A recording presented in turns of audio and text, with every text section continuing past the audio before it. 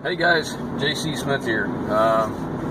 Today's Friday. I called the supply house about the gasket for the Jubilee, and they won't. They have one at their other store. If I waited for them to bring it, it wouldn't be until Monday. So I'm going to go ahead and head over and pick it up at their other store. It's going to take me about an hour, but while I'm there, I'm just going to go ahead and get the radiator for the 8N and that fuel bowl shut off, the sediment bowl. I'm going to pick that up while I'm out. So hopefully I'll be able to get it all. Oh, and points for the Jubilee. I happened to look in the distributor to see what the points condition was like, and lo and behold, they were gone. So I don't know. I don't remember taking them out, which the only person who would have taken them out would have been my brother. And quite honestly, if he took them out and we used them in his, he wouldn't be, he doesn't know how to set them, and he wouldn't know how to put them in, so I seriously doubt it was him. But I don't know, kind of weird. And it could be I just forgot. You know, it might have just been I forgot that I took them out. But anyhow, so I'm going to head out there, and I want to talk to you about something that it kind of bugs me. It's not a big deal, but it bugs me more for you guys than it does for myself. It's the wind noise. I live near a lake. You can almost throw a rock to the lake from where I live. And most of the time when I'm working, I'm right by the lake. And it's windy. And we're in farm country, so you know, there's a lot of fields around me, and I get a lot of wind. And I try my hardest to try and avoid the wind, but it never fails. As soon as I pick up the camera, the wind starts blowing. Or as soon as I get into what I'm doing, the wind starts blowing. And I apologize. I mean, I hate it. I hate when I watch videos and I can't hear because of the wind. It's annoying, and I gotta let you know, I mean, I'm trying my best to avoid it, but I'm outside. And I mean, it's just the nature of the beast. It's gonna happen. But anyhow, I'm trying to do my best so that we don't get as much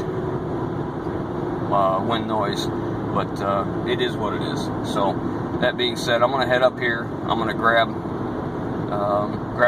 all my parts and head back, and hopefully we're gonna get the Jubilee back together. We'll at least make the 8N runnable. Of course, I have to order tires. If I order the same size front tires, they're only $38 a piece for brand new ones, and I think it's like $6 something a piece for new tubes. So I might just go ahead and order new tires for it. They're still the 4x19s. I really don't care for them, but you know, it is what it is. It's just an 8N tractor. But and what's it mean to you when I called the shop today, and they had all the gasket I have and all that at their other store. The store they have that's close to me is much smaller, very, very small place, and they're a New Holland dealer, so they're kind of into newer parts, but they do stock the old stuff. I mean, that 8N is a 1948, and they got parts for it, so how cool is that? So anyways, I'm going to grab parts, and I'll get back with you just as soon as we start putting it back together, so hang on. Okay guys, I made it back from the New Holland store. This is one of the benefits of going to a store that you know the people, you deal with them, and they know what they're doing, versus ordering on the internet. I could have got all this stuff on the internet, and I would have saved probably about 12 to 15 bucks. But you know, I'm kind of impatient on this. I want to get this done, and they knew they had all this stuff in stock, even things that I didn't know I knew I needed, but I forgot to tell them I needed, which is one of the benefits of going to a store. So they had the fuel bowl, the sediment bowl in stock, no big deal. This was actually just a little bit less than online, just a few dollars. They had the gasket in stock for between the transmission and the hydraulic reservoir. I wanted points and condenser, and so I could replace them. They had those in stock. I needed a new carburetor gasket because my brother had removed this carburetor and put it on his tractor at one point because he was having trouble with it running. And I'm sure the gasket was no good. And then, being that, like I said, you're dealing with a small place who knows what they're doing, the guy that I deal with, Steve there, he's like, you need them O-rings for the hydraulic lines on the bottom of that reservoir from when you split the case. And I thought, well, geez, I forgot all about that. So there's one of the benefits. Of course, the one O-ring's pretty expensive, the other ones are cheap. But anyways, so I got everything I need, and we're going to get back together. If you listen, you can hear a mower going. It seems to be like a never-ending thing around here. There's always a mower running. But anyways, my son came over and he got the mower deck out. I guess I need to pressure wash it and replace this bolt. This will be a lot of fun. What a mess. It rained up here for like 10 days straight, so we couldn't get any mowing done. So when we did start mowing, we were mowing again in between raindrops for days and days to get caught up. So much that you know, obviously we're having mower trouble. So anyways, I'm gonna get back on this and get it back to going, and hang on, I'll show you more in a minute. Guys, it slid back together like nobody's business. That was real easy, real slick. You know, just like I'm sure you guys run into, when something happens like this and it goes together this easy, you always worry it's probably gonna have to come back apart. They never go together that easy. Okay guys, got my radiator, lower radiator hose on. These hose clamps I use are stainless steel. I like to use stainless. I get them at the I got them from a plumbing wholesale place. That way they don't rust away. And we got our fuel bowl in here. So we're getting close, and just gonna have to charge a battery up and give her a whirl, see if she starts. Okay guys, moving along. You know, this thing's been sitting 3-4 years. So all the little problems from sitting are rearing their ugly heads up. First off, what we got is the ignition switch is apparently rusted or corroded inside, because you can crank it, but as soon as you let out of the start position, let's see if I can do this one-handed, it will stall because it loses the 12 volt positive to the ignition coil. So if you can see what's happening, just as soon as I let off, I lose it. And I jumpered a wire from this is the ignition side, and this is the battery side, and this is a starter. So I jumpered from here to here and cranked it, and it ran just fine. And the other thing is my alternator. This is a, if you remember from what I said beginning, this is a 12 volt alternator. This is a 1-wire GM. It is intended to be just a positive cable to your battery, and that's it. Now these things, they're self-exciting is what it's called. And what happens is this thing sat for 3 or 4 years and it lost its magnetivity inside the alternator itself, because it just drained off and lost it. So what you have to do is come in here, and you can see this right here is where on a car, if it had 3 wires, you'd have a battery on one and ignition on the other, and that ignition would excite the alternator to start charging. Well, since this is already designed to be a single wire alternator, you just take a wire from the battery terminal to the R side and touch it temporarily, and it should become excited and start working. So we did, and it does. It charges then. The problem is every time you turn a key off, I have to do it again. So I may have to run an ignition wire to that also off of the ignition of the new switch, because the start, off the start side, because that would give us a temporary 12 volts to it. It would give us the 12 volts to excite it, and it would charge fine. But it's coming along. Not as far as I'd like to be right now. It's midday on Friday, and man, I got a lot to do yet. But I still haven't fixed that John Deere, and I got to fix that before we leave, and we're leaving in the morning. So I guess I better get my butt in gear and put this thing away. At least the wind's down. You can actually hear me. The wind's not blowing today. Of course, it's not as cool today either, so that kind of stinks. But anyways, I'll get back on this. I'm going to get some antifreeze in it, and I'm probably just going to mess with this switch when I get back, because I have to order tires. So this thing will be unfortunately on hold. The Jubilee is back together as far as it can go. I'm waiting on my brother to find the steering wheel and all those fine thread bolts. but it is all back together, all sealed up. We're using universal tractor oil for this thing, for the rear differential and the hydraulics. Everything works like it's supposed to. We're just, like I said, just waiting on the rest of the parts from him. And I don't know if you can see this in here. The screen's so dark, but there, it's engage and disengage, works like it's supposed to now. Before, I just couldn't move that at all. But hopefully we'll be wrapping this one up. But that's it for now. And I'll probably have a little bit more before give you a cap at the end of the day, see where we're at. So, alright guys, thanks a lot. Guys, JC Smith here again.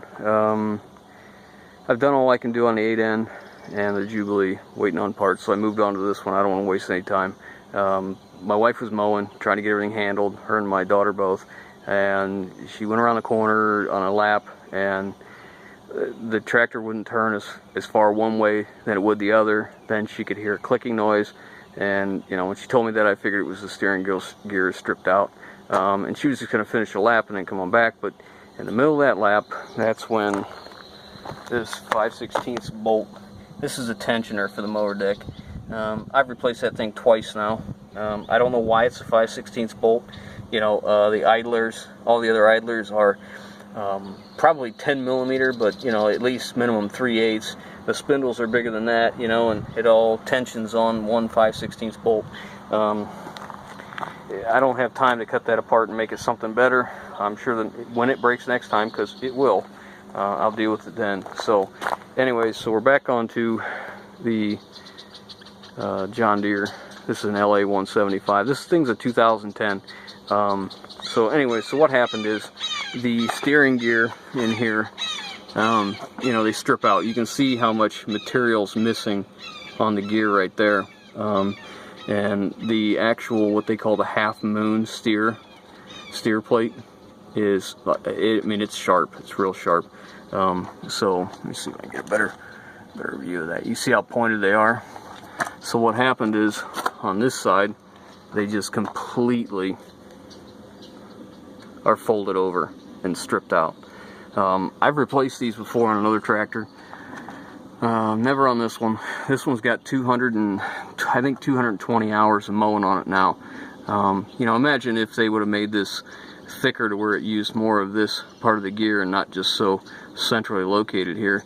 This thing probably would have lasted forever, but that's not the new John Deere way. You know, they are throwaways like everything else in society built today. It's built long enough to get you out of the warranty period. After that, any day after that, you know, count your blessings. All right, so when I bought this thing, like I said, it's 2010. This was a return. It was returned to the store. You know, it looks horrible right now. It's filthy from mowing, but what it was is the one side. This thing was either dropped during shipment or dropped during assembly, because one of these axles, I don't remember if it was, you know, this side or this side, but one of them was bent. So I got a hold of the Tough Torque company, which is who makes these for John Deere, and because I had bought parts from them before, and I ordered the axle for it, replaced it, and these things are notorious for going bad. And what it is it's a hydraulic pump. It's a piston pump. It looks like a revolver, and the bullets you'd put in the revolver are what would be in the actual pump. They create the pump pressure and go in circles on kind of a helical wedge. So it creates pump pressure and does the opposite on the drive side. So I took it all apart, and it was new, so it didn't need anything. But the reason I took it apart was to change that axle. And when you do, John Deere ships these things with 1 quart of 5W30 oil in them, and Tough Torque recommends that you use, I believe it's 2.5 quarts of 5W30, if I'm not mistaken. And I could be wrong, because it's been a while. I'm going to have to look it up again. But anyway, so I went ahead and put all the extra fluid in it, because if you don't, after about 120 hours of mowing, they start slipping. You start losing power. It won't go up hills. So anyhow, I have to get this finished up. I called the John Deere dealer, and they have both parts in stock. It's $62 for the 2 parts. Of course they have in stock. That's a regular thing that fails. So I'm going to head down and pick them up, get this back together. My mom and her husband moved into the old farmhouse, the one in the video I did, the old one built during the Civil War era, and they have another one of my mowers down there. It's a John Deere. This one's a 54-inch cut. The one they have is a 48-inch cut, and while I'm gone, they're probably going to use this to get caught up mowing down there, because you know, there's some acres down there too. So I need to have this ready to go. Plus, I don't want to come back and have to fix a mower, because by the time we get back, it'll be time to mow again. So I'm going to get off here. I'm going to go run and get some parts. As soon as I get them back together, I'll show you what it turned into, and hopefully we'll be done for the day pretty soon. That'd be awful nice. Alright, be back with you in a bit. So that is what the teeth are supposed to look like. Look how much thicker they are, not pointed. It's kind of hard to see. Maybe I can move that back some. How about that? And there's the new drive gear. I think it's ridiculous it took all these tools to change that out. Look at all that. Couldn't make anything simple, I guess. Alright, we'll get it on. You guys, there it is, all back together. We greased the living crap out of that, so hopefully it'll last longer this time. I filled that main drive gear with good heavy grease, so hopefully it'll get all the way across them teeth, and I put it in the pivot and on the slide, so it should help out. So we're gonna get, right now we're sharpening up the blades on the bottom of the deck, and we'll put it back on. Okay guys, there's the Jubilee. That's as far as we got. My brother didn't show up on any of the bolts yet, so I guess we're at a standstill, but at least it's back together. That's really what I wanted. I didn't want to leave that apart and get water in it or anything like that, so it's all back together. As far as the 8N, of course, more little things going wrong. I took the cap off, and that PTO seal's leaking, so, you know, I should have known it by the looks of it, but never even considered it. So I'm gonna have to put a TTO seal in that, but it is what it is. So where we're at on that, ignition switch, I gotta run a wire to that alternator, so it will get excited is when you crank it, so it'll start charging. But we're getting close there, so I'm happy with where we're at on that. It's okay, not a big deal. And the other thing is the other John Deere. Got it all buttoned up. I didn't get it pressure washed. I just ran out of time.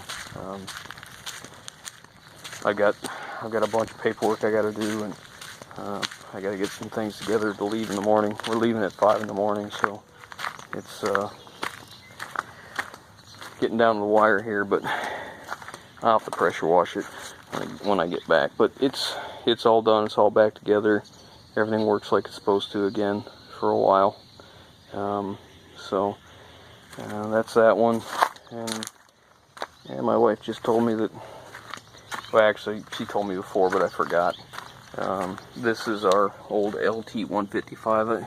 We bought this thing brand new back in, I think, 04.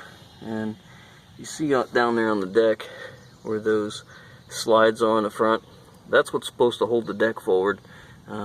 She told me that had fallen off somewhere, and I kept forgetting about it. Well, when I went down there, down to get the John Deere parts, I hadn't remembered, so I got that part, so I'll have to get that on there too. But you know, that's where after the day we're done. I got to get some things together, get the car loaded up, go gas it up, and it's I don't know, 5:30, something like that. So we're moving along, but that's where we're at. And whenever I get back, I gotta get to work on this turd. This is a big rusty turd I bought for the engine transmission I need for a core for something else. So we'll get on that, but I'll I'll get with you later. That's all I got for now. We're all done up and leaving at 5 in the morning, and maybe we see anything, I'll bring you along for the ride. See you on the next one.